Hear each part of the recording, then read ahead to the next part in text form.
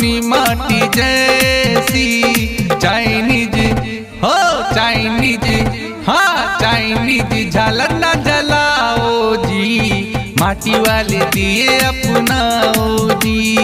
Chinese सामान को भगाओ जी, माटी वाले दिए ही जलाओ जी। माटी वाले दिए ही जलाओ जी। चाइनीज सामान को भगाओ जी, माटी वाले दिए ही जलाओ जी। धन कुबेर भी खुश रहते हैं, रखे जो इनको संभाल के। लक्ष्मी भी खुश होगी पूजो, दिए में तेल डाल के। हाँ धन कुबेर भी खुश रहते हैं, रखे जो इनको संभाल के।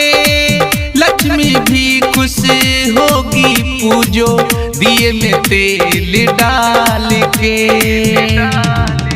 है जन्म जन्म के साथी दिया और बाती, है जन्म जन्म के साथी दिया और बाती, दिया और बाती।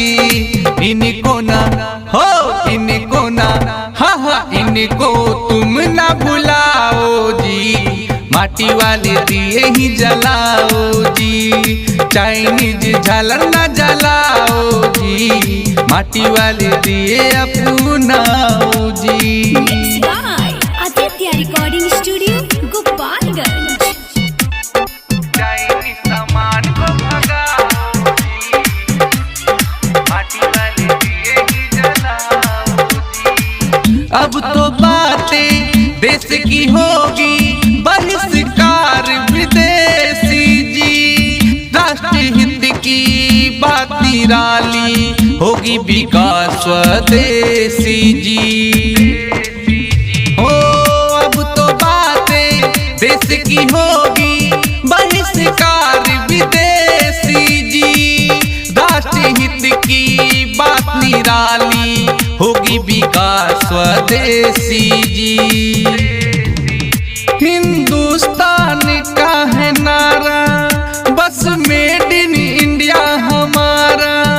हिंदुस्तान का है नारा, बस मेड इन इंडिया हमारा।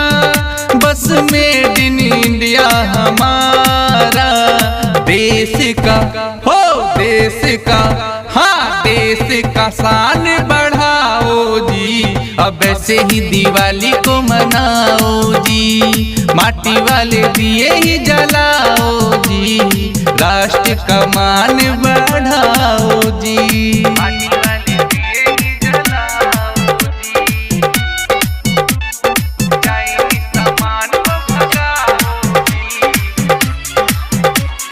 माटी वाले दिए ही जलाओ जी। बरसों से चलते आया रिवाज जो, उनको हम अपनाएंगे।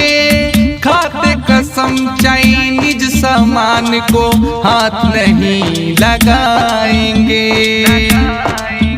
हाँ हाँ बरसों से चलते आया रिवाज जो, उनको हम अपनाएंगे। खाते कसम चाइनीज सामान को हाथ नहीं लगाएंगे।